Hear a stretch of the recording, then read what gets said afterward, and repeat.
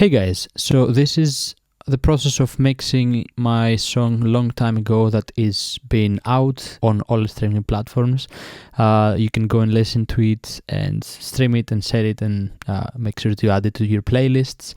Spotify, Apple Music, Tidal, YouTube Music, everywhere it's out there. So definitely go and check it out. But today I wanted to show you the process of taking all of the individual tracks from all around the world, which maybe you've seen an old video of mine of the process of creating this song, of hiring musicians and recording some stuff, and then how I'm taking the raw files that everybody sent me and then I recorded, and then how they're being processed to a final mix, and then to be sent to a mastering engineer to do his work.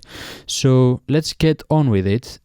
Right here, what I have is the project, the original file, and I've deactivated all of the plugins that I've used. I've used a bunch of plugins from Universal Audio, from IK Multimedia, some from Isotope, I think some of the stock plugins as well, and then some FabFilter plugins.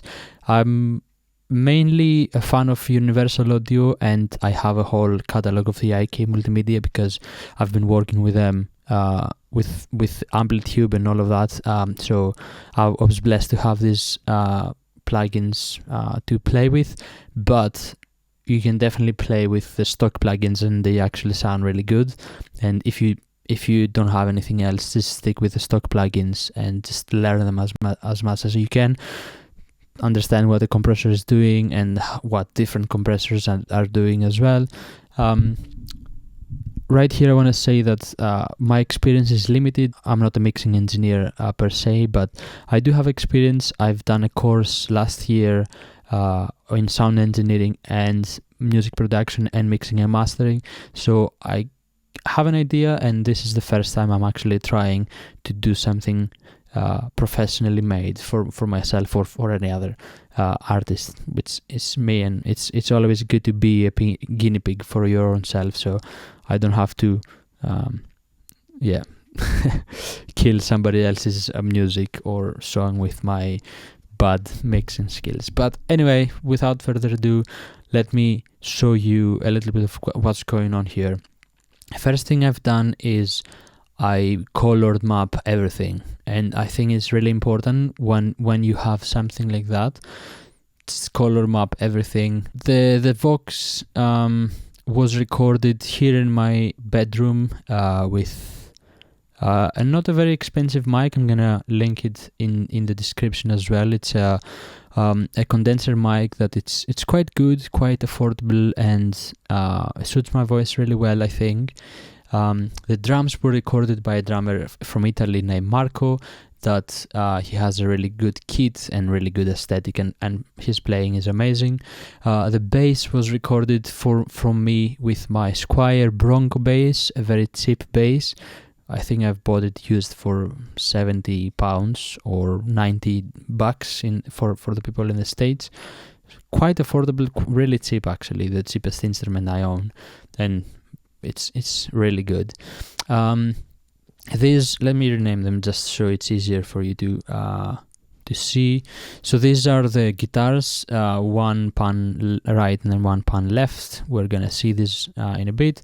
Then I have the piano, then I have the guitar part, which for ease of visual, I'm gonna just add them here. So this is the intro solo, and then that's the last solo, the ending of the song. And then we have obviously the piano, the organ, which is 3 channels, and then lastly the vocals. Anyway, now let's focus on the drums. I think the drums are quite important, so I always do this first thing when I get a mix. When I start doing a mix, I always go and edit the drums. So something I've done for the first time and actually worked really well is, if you know about Logic, I like to increase, this is a visual thing up here that you can click, hold, and then you can play with the waveform. It doesn't actually change the volume of anything, but is changing the visual so you can see clearly what's going on. And then as you can see, this is the floor, and then this is the floor, and then the tom. So I've cut out all of the noise or the silence on these mics, and if you hear them by themselves, right, if I extend that, you can actually hear, probably you can hear that, right? The microphone is picking up the other toms. So I try to clean it as much as possible, put some faders in and out just to make it a bit more smooth and I don't have any clicks or pops. Panning the drums, it's quite important to decide if it's going to be from the audience perspective or if it's going to be from the drummer's perspective or the band's perspective. And in this case, I've chosen to put the hi-hat on the left and then the ride on the right, which gives us the illusion that we're with the drummer's perspective. And I really like to do that. I think it sounds really good.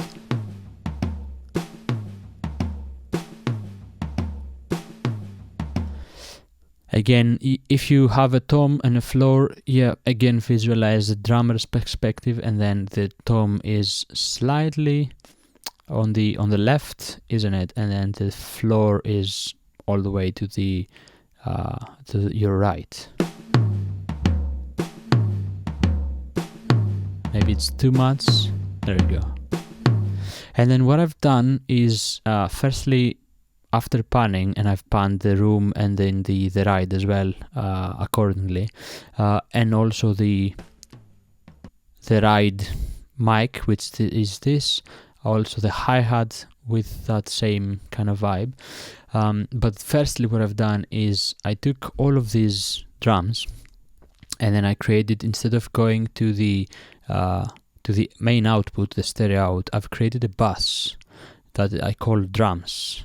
And I like to do that because I can have control over that instead of send them directly to the stereo out, and then I can use some bass compression and some EQing and things like that. Also some reverb. So firstly, what I've done is I grouped all of them and then sent them to a drum bus, and then I started playing with the kick a little bit. And then if you solo it, let's find a section that it's a bit loud. Right. So you have that. So what I've done is I've started with an EQ, like Q3, gave a little bit of that boominess to the fundamental. The fundamental is the lowest note, the actual note of the kick. Might be a bit quiet to hear, but...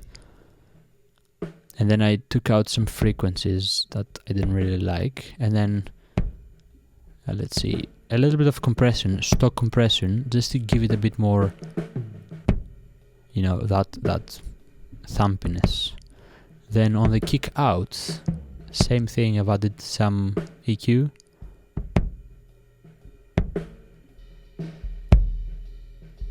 Now you can hear it a bit better. And then again, a compressor. I like this vintage Fed compressor. I'm not sure if I was supposed to use that on a kick, but sounds good, so I'm using it. Right, let's add this sub as well. That adds something really nice, and then I think I've added some EQ to just highlight the low end. Let me know how you edit your kicks, and let's share some. If you see something I'm doing wrong, please let me know if you're experienced. After that, I added the snare up and down, and then again on the snare I've added some EQ, kind of the same vibe. I think without, has like something.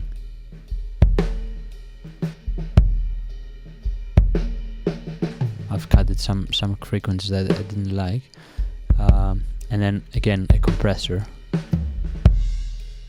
and then on this snare down very similar thing. Apparently I've cut a lot of low end in this, and then again a compressor.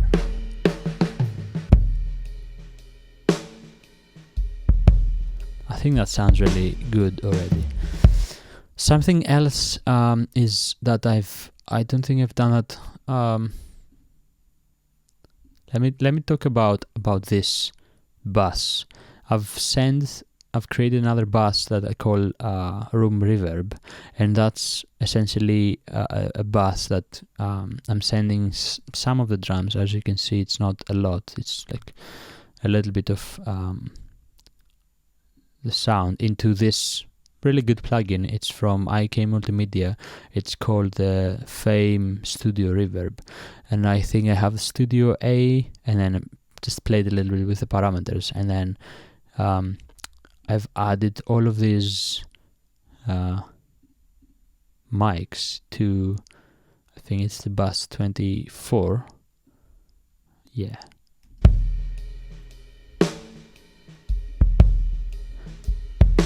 Right, and you have add something.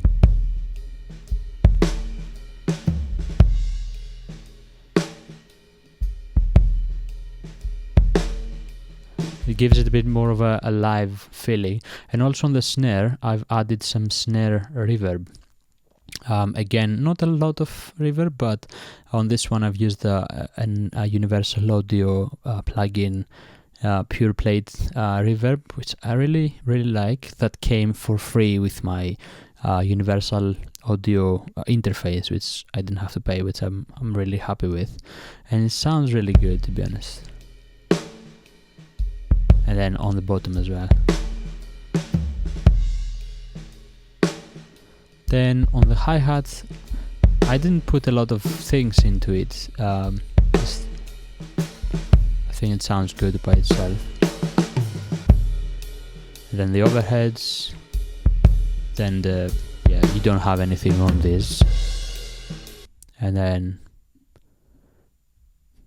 that.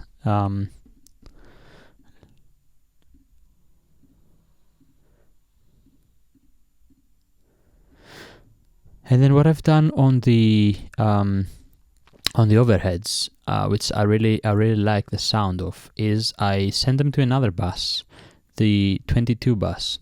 I called it bus drums parallel.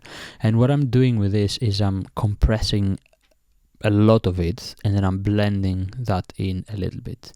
As you can see, it's not a lot. I think I did it mainly on the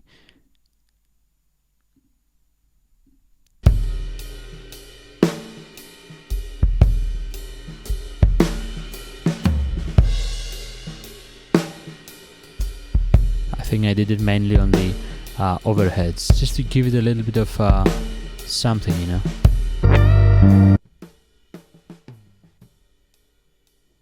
Just to give it some edge, you know, you don't have to overdo it. And then on the floor, again, I've played with the an EQ. I think it sounds really good.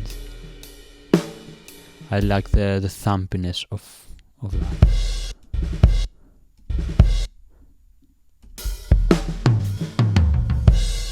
Right, same thing on the tom. Let's listen to that. You know, boom, it has that nice vibe to it. And then on the ride, again, I didn't do anything to it. Same on the room on the ride. I've actually probably have nothing there. Just I don't think that was And then on the that bus doesn't lead anywhere, so I don't know why it's there, but mainly that's my drum sound. Something else I've done is on the actual bus of the drums is I've added an SSL style compressor, like a bus compressor with a very like a soft, very gentle compression.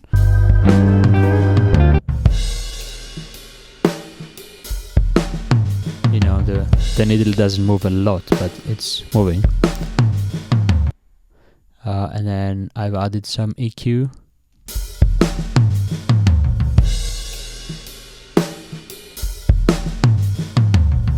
And I think it sounds really good. And then I've sent that to bus 22, apparently, which is the saturation. Without.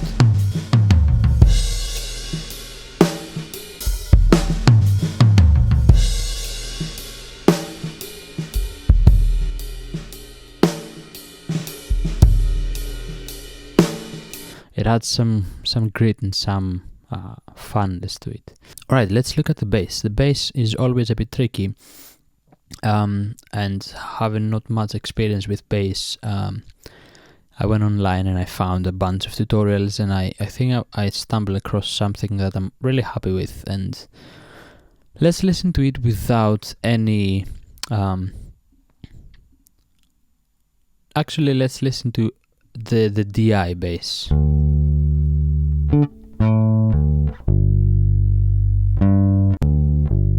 That's what I've recorded from the bass to my interface. One little detail that I always do on bass is because my interface has a compressor, a 76 style compressor on the in of my interface.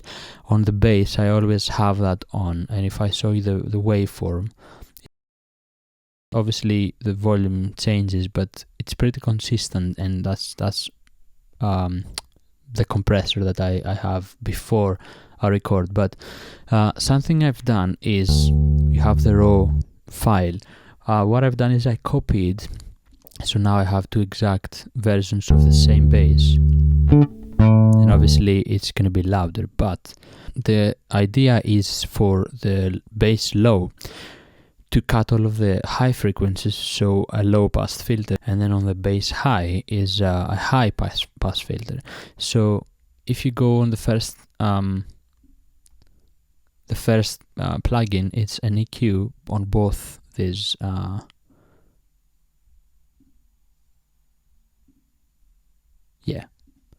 you have I have the EQ for some reason at the end, but again, same kind of vibe. But let's listen to that with these two EQs in place. So I'm getting the low end from this, and then the high end grid from this. Right, so what I've done here is I've added a compressor, a quite hard compressor. I think the ratio is at 12, which is pretty high. Threshold is at 32.5, and then the makeup gain, just adjust to level, mass level with the raw file. But it sounds like that.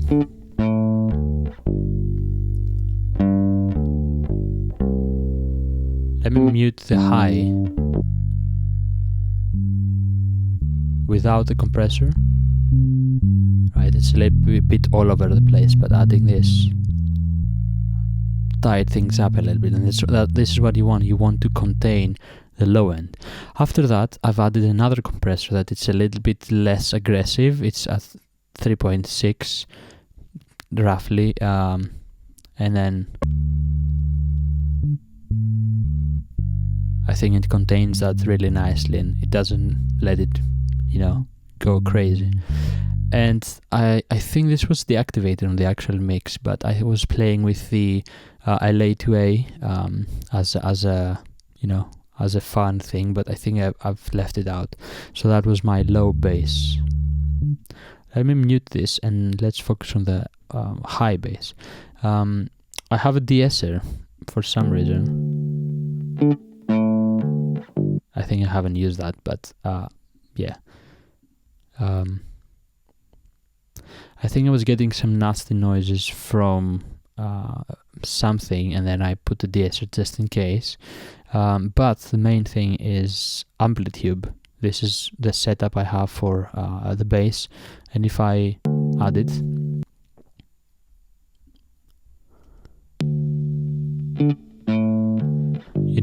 you have the grid.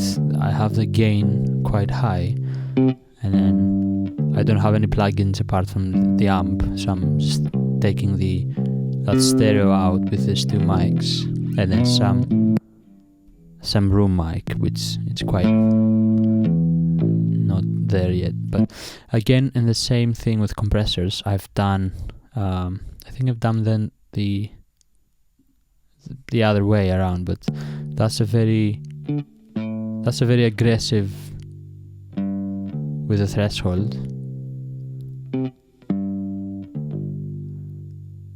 to contain it as much as possible, and then another a bit more hard compressor. So both of them together, they are like that.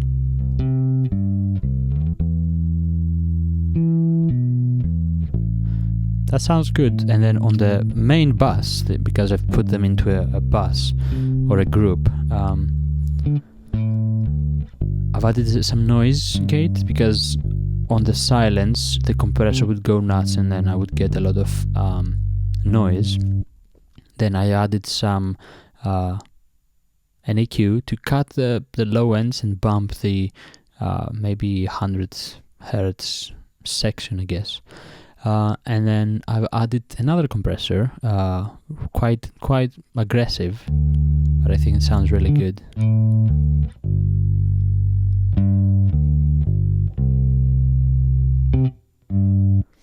And then lastly, what I've done is I added a sidechain compressor. This is not something I've experimented that much with, but when I was editing this at the final stages, the kick wasn't as prominent, so I wanted to play with the bass and use sidechain to cut the bass when the kick hits. And yeah, this is what I get without the kick.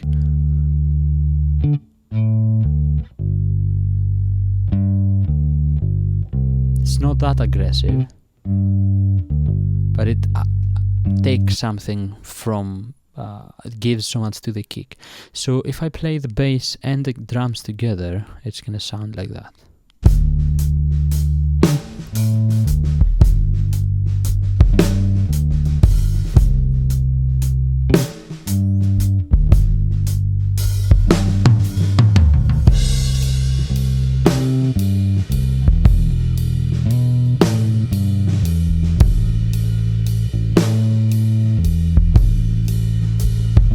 I think it sounds pretty good already.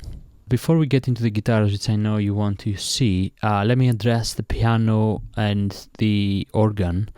Firstly, on the piano, what I've done is I've added some EQ, nothing crazy, but I just adjusted a little bit from what I could hear, some frequencies that I didn't like, and then just a simple LA2A gray compressor, just a bit of the piano out there.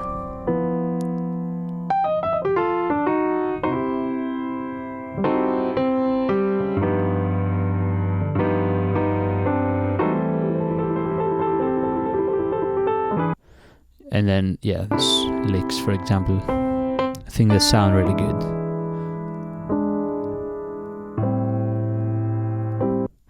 And then the organ is a 3-part organ.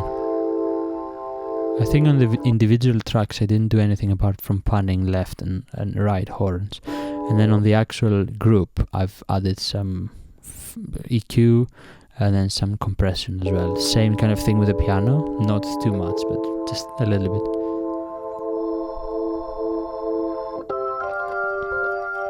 And then in all of these I don't have any automations, it's just plain as it is. And then we get to the guitars, which I'm really excited to show you guys. So firstly we have these two guitars. These are the rhythm guitar parts. Let me play it, just draw as a DI from my guitar to the sound card with no compressor. And when I record the guitars, I never put compressor on my interface. I don't like compression on my guitar. It's very dry, a bit not as good. Then on the right as well, same thing, but the same guitar but double, and I think I might have used different guitars. Yeah, that sounds like a Les Paul to me, and then that's a Strat. So having two different style of guitars to add some depth to what you're playing can add so much to the sound. So let's do the Les Paul first, right? And I've used Amplitube for this, and I don't really use anything fancy. It's just a Princeton in this case. Just that, straight up to, like, you know, a Princeton with two mics. That's it, pretty much. Yeah, just a preset. By the way, if you want these presets, they're available for download if you're using Amplitube, with a bunch of other plugins, a bunch of other presets I'm using for all sorts of things, including my Instagram videos, including my songs, so you can download exactly that sound. So let's listen how it sounds with Amplitube. As you can hear, there's a lot of reverb on that. I like reverb on my guitars.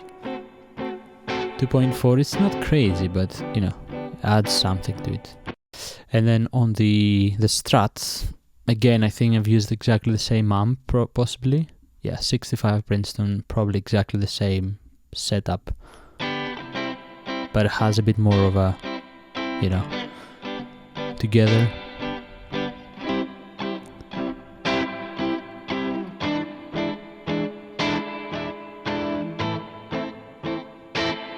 Sounds so good, and you know, I didn't have to worry about recording the perfect guitar sound with the perfect mic. I just do changes on my laptop later on, and that's true. This is why I love digital, and especially Amplitube. I think it sounds really good.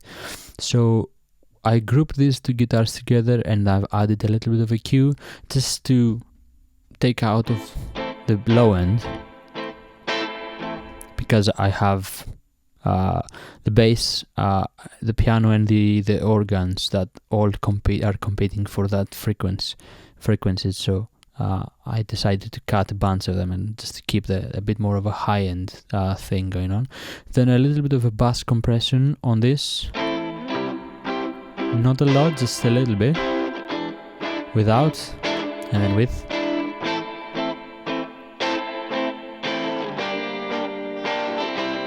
And then just another compression, not that crazy. Again, as you can see, it's not doing much, just a little bit. And these are the rhythm guitars. So the lead guitars, let's look at them. So that's the intro guitar.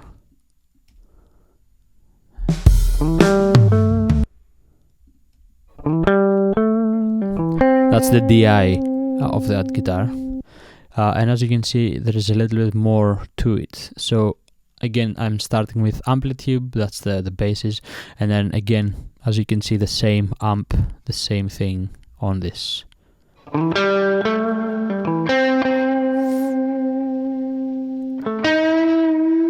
I really like how this amp breaks up a little bit. You can hear it's not clean. The volume is at 6.6, and you know, there is something magical to it. Then I've added a little bit of EQ, just not crazy, but I took some of the low end, and then I added some high mids and a little bit of highs, just to cut it through the mix.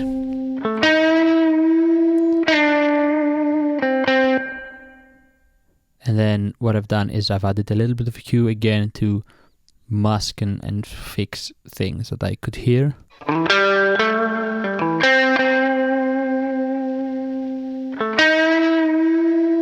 And now you're thinking probably, that sounds really thin and teeny.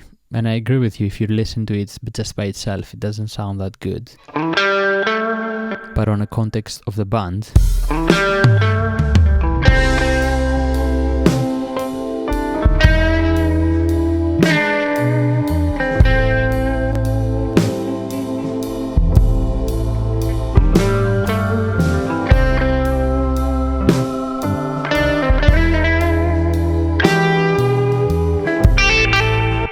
think it sounds really good. It cuts through the mix exactly like you want to, without creating muddiness with the other instruments. And then obviously you cannot not use a compressor on your solos. Again, not a bit of an aggressive compressor, but not crazy amounts of compression.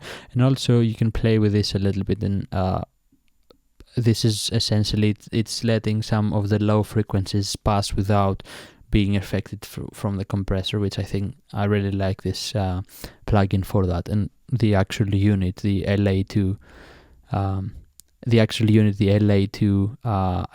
has that feature, which is really good.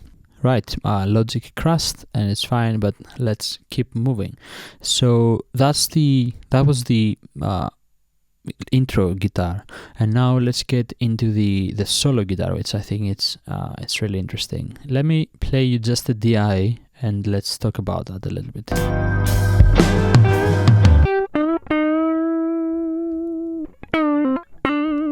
Sounds a bit horrible, doesn't it? This is actually my Les Paul,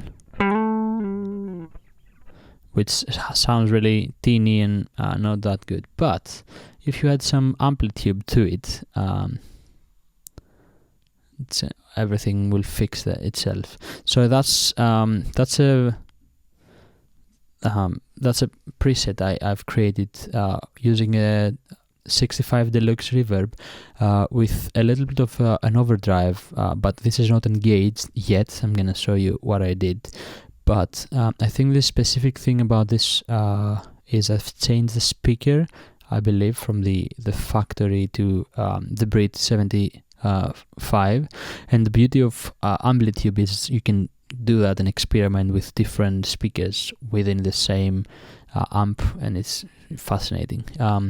So it sounds a little bit more bright than the normal Fender kind of emulation sounds. And let's hear how it sounds with just the amplitude engaged.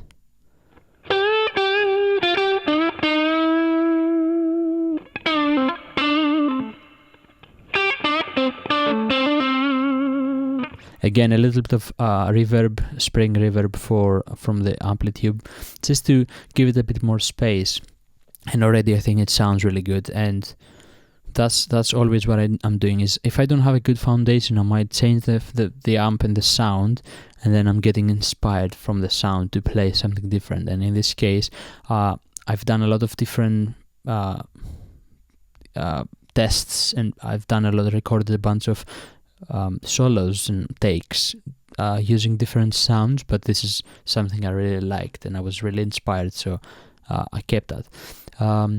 After that, I've added a little bit of EQ again, just to take some of the low notes and then highlight some of the 6,000 frequencies on and off. It's a bit more, more bright and more out there. Then I've added some compression, quite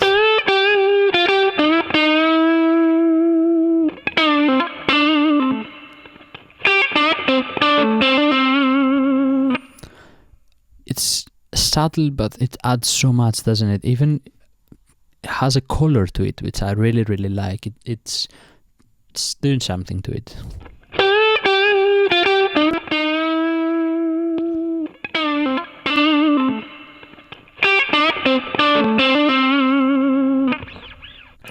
And then, if I'm not mistaken, I've added another compressor just to give it a little bit more extra.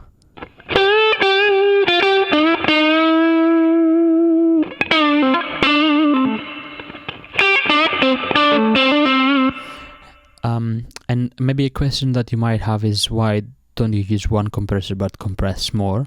And I find that if I do that, I'm compressing a lot of things I don't really want to compress. But if I do that and stack them with each other, then I'm compressing a compressed sound already, so I can just glue a bit of the things that are being compressed. So I think it works really well if you're using two or multiple compressors in series rather than parallel. or I think it's called in series. Let me know in the comments, please. And then something else is I've added some reverb on that and some delay. Let's talk about the delay. That's from IK Multimedia. The space delay is just, I think, it presets. I've maxed out the wets, and then I'm controlling the send from the bass, and then it sounds like that.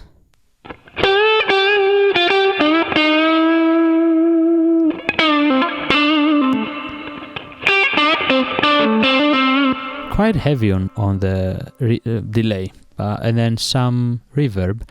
On this, I've used the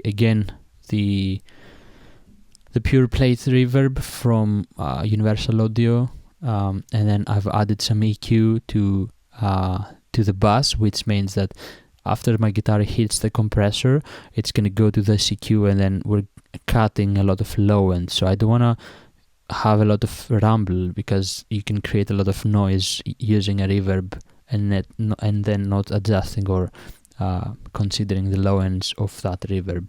So this is with the reverb, and this is without the EQ.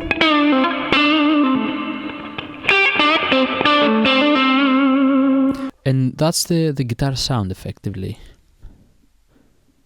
Yeah, I don't have any basses on any other tracks.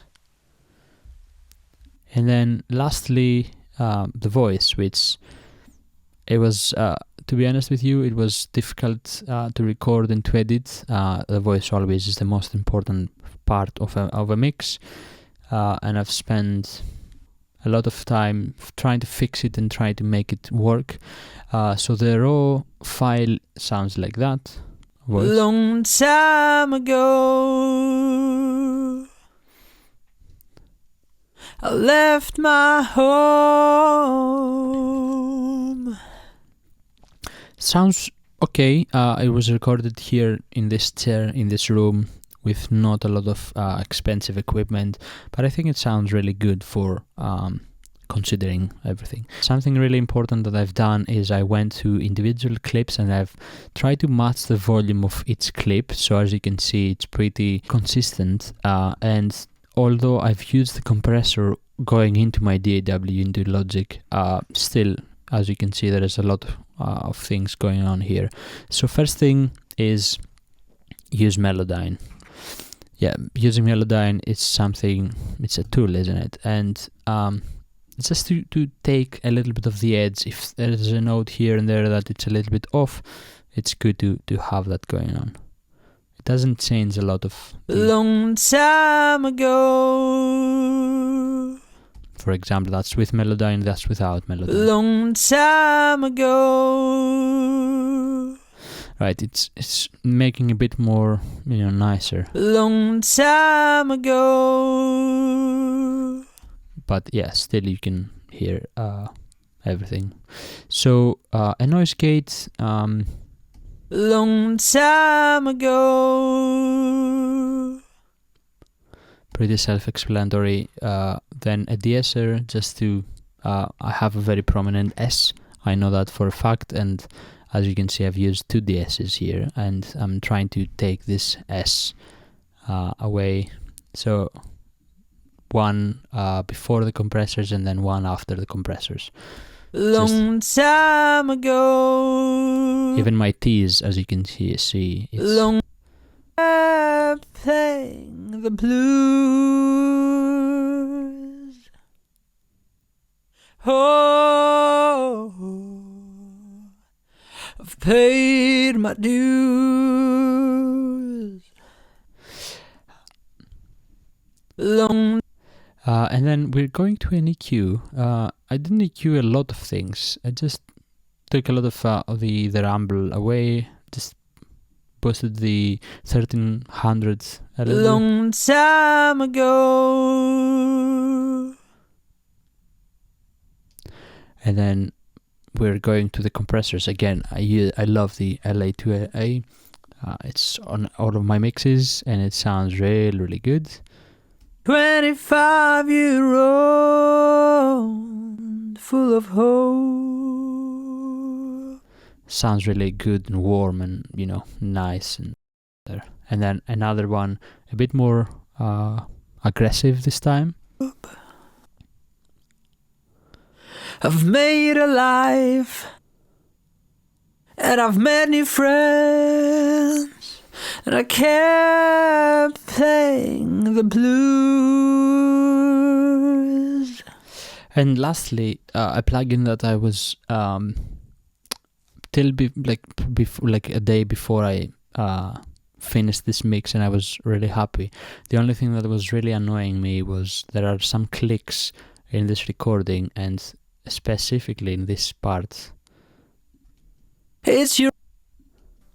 I don't know if you can hear that. It's your inner time. There was a specific click that was really, really bugging me, and I found this amazing plugin from Isotope that is called the D-Click, and it's amazing, and I'm really happy that I got it. I think it can let you know how many clicks you have, so I know it now. It's not the place, it's the way you feel inside. I think it sounds really, really good. And then I had some standard reverb, the Vox reverb. I have a preset for that, and again I'm using the plate reverb, again with some compression for the reverb, so the tail can be a bit more prominent. It sounds like that. It now, it's not the place, it's the way you feel inside. Then I've added some tape delay, just a standard Logic tape delay.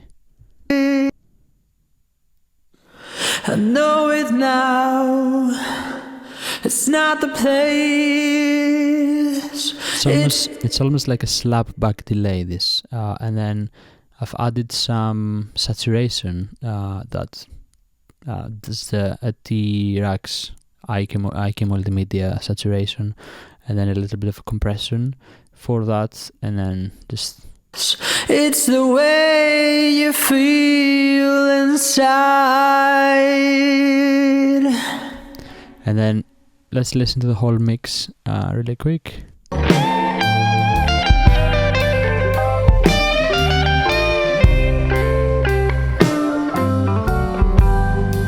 Long time ago, I left my home,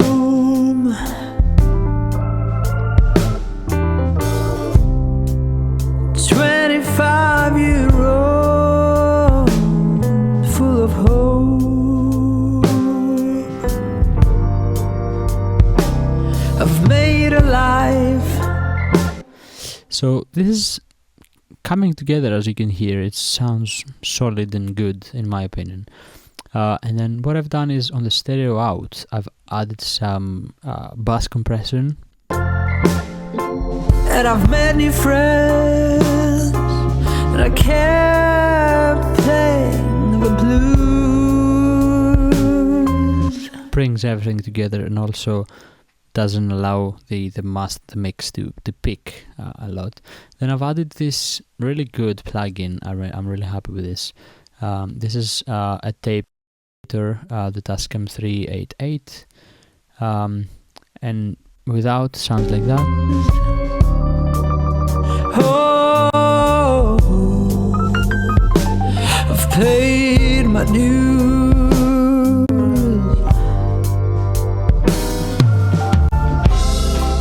I've traveled far away from home.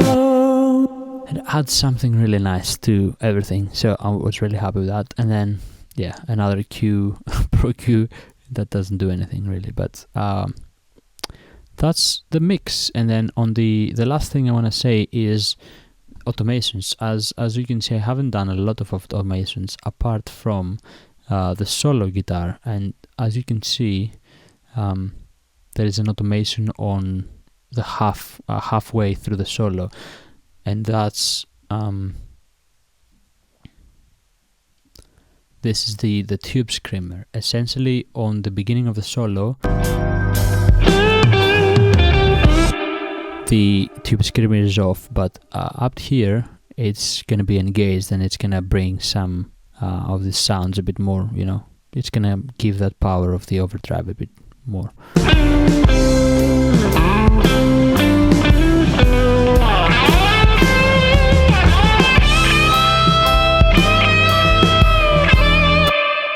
And also, I believe that the delay as well, the mix or the bass, it's increasing in volume just a little bit, just to add a bit more space and to open up and to give more of the feel of a crescendo in a way. And then obviously at the end you have these fades to fade it out really nicely, so it doesn't hard stop. Anyway, that was the breakdown of the mix. I hope you really enjoyed it. It was really fun for me to go back into it and see what I've done, and maybe things I might have done wrong, and maybe on the next one I can fix things. The song is out, as I said.